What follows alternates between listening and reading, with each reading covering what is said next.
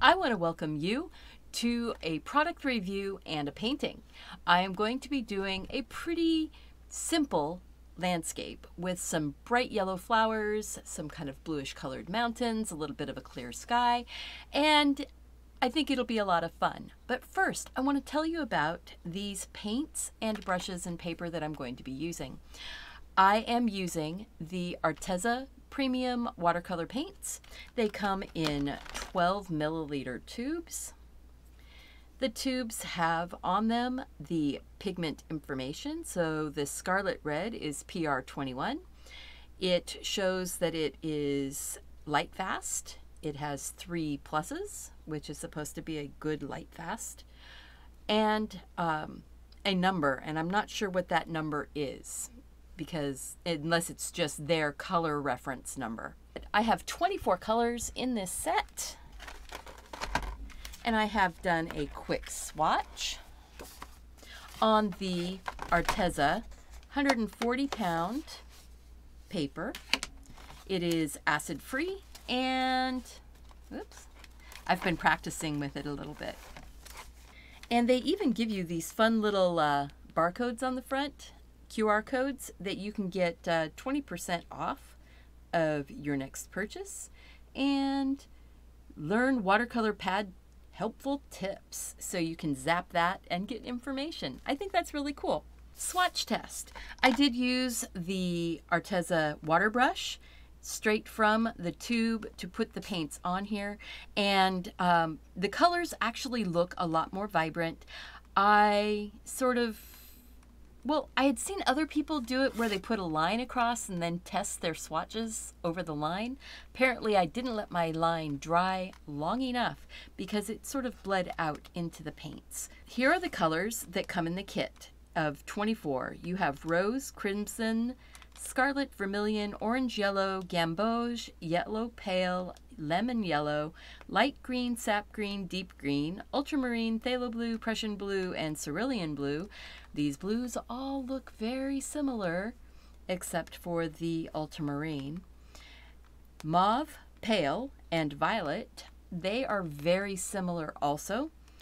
Your burnt sienna, burnt umber, and raw umber, black, white, and yellow ochre. I was going to put the yellow ochre up here, but I missed it when I was going through my palette. All right, so we're going to get started doing an actual practical test with the wet paints. But before I do that, I put 15 of the paints into a little travel kit, thinking that this would be great. I could take it and go camping with it and not have to worry about all those tubes.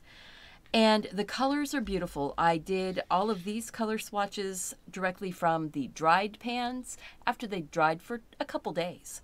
But I hadn't jostled the packaging around. I had not moved it. So after it had gone into my travel bag and come out the very first time, I had to pick up all of the crumbs of the shattered cakes that I had made.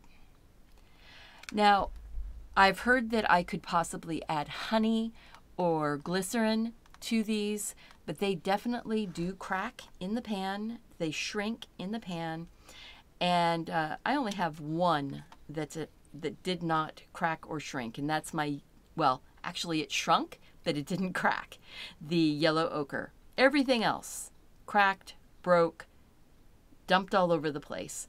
I worked really hard to get it all back into the box so that I could use them while I was out camping. And I did use them, and they worked just fine. You know, you're re-wetting them. But something to know is that these are very dry when they are dry. I'm only going to use one of these water brushes for this whole painting.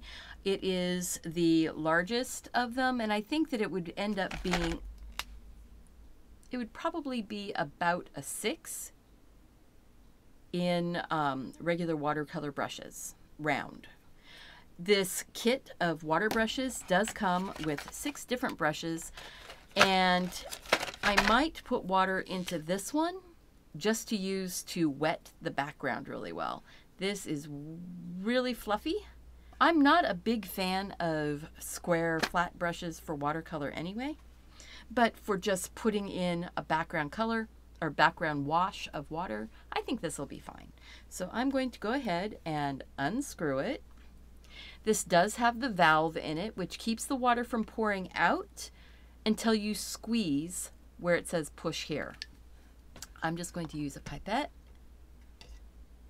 and put some water in from the cup that I have sitting on my table. There we go. These don't actually peg onto, this one at least will sit, the cap will at least sit over the whole barrel.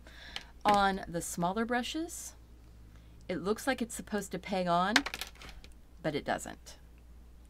So don't even try worrying about pegging that on. It's going to pop right off. Put it to the side so that you don't lose it, and you'll be able to protect your tip. I have put out phthalo blue, ultramarine blue, yellow ochre, lemon yellow, and sap green. So now what I want to do is go ahead and wet down my sky area. And this is working just fine with this brush to wet down a wide area like that. And then I am going to take some of that ultramarine blue, put just a little bit of water out next to it. And I'm going to put some water right up along this edge. I'm looking at that image reference right there. I got it from Unsplash, and it's really cool because Unsplash is a resource for artists that is free. It's always nice to find free resources. All right. So while that is sitting there like that, I'm going to go ahead and come down and wet in some of this area around the flowers. Just a little bit like that. Some of them I'm going to go over, some of them I'm not going to worry about. I want to put an underlayer of some green, but I don't want to get it in my flowers so much. So this brush works really well for wetting down large areas. There we go. Ooh boy, that's really wet now. I did not tape down the paper itself. I did put a little border of some washi tape just to give me a border. I'm squeezing the brush and then rubbing it onto the paper to remove some of that color. And what I'm going to do is take some of that sap green and that ultramarine blue, trying not to mix them up together too much. All right, first things first, I am not a watercolor teacher. I am still learning and growing in my skills, but I am a novice. However, I have been playing with a lot of different kinds of watercolor, and as an artist, I know how things are supposed to work. So I'm going to give you my honest opinion here. First off, the paper is fine. This is 140 pounds, cold press, acid-free paper. It does pill if you scrub on it any, so multiple layers and glazing probably isn't the best use of this paper, but a painting like this, very few layers, worked out just fine. I really do like these colors. They are brilliant. They are saturated. They do what they're supposed to do. Okay, really quick. That mountain is a la Bob Ross. I was channeling him and his happy mountains when he says, all you have to do is worry about the outside edge of the mountain and the rest will take care of itself. I really took that to heart with this and tried not to mess around, and it worked just fine.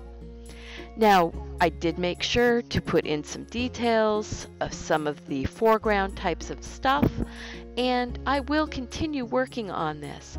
Did want to say that the brush works just fine. It's not a professional brush. I am giving you my honest opinion. I do not, I'm not being paid by them to review this. They sent me the products for free. But I am definitely somebody who's not going to pull my punches when it comes to sharing information. I want to make sure that the stuff that I show on here is stuff that you guys would actually want to use. And I have been practicing and playing with the paints a little bit. Okay, I want a little bit more detailed right down there, and then I think this is done enough. So how'd I do? I think it's okay. What do you think? Would you actually, now I say that and then I'm going to go, I want a little bit more detail in the middles of my flowers. Just a touch. Just tap, tap, taps. Yeah, it just needed that. Just a little bit. I would have gone in and done this, and then you would have said, hey, hold it a second. There's more detail than what you did in the painting. There's more detail in the painting than what you did in the lesson. So here, I'm just taking thicker paint, and I'm just going to tap some of that in, and maybe a little bit here and there. Tinier taps. There we go.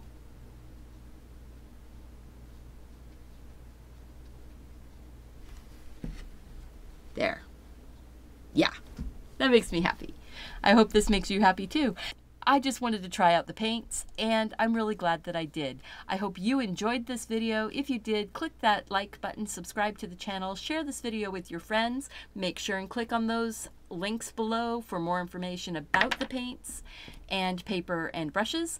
And as always, go out and do something creative. Take care of yourself so you can take care of those around you. And I hope to see you back here again really soon. Bye-bye.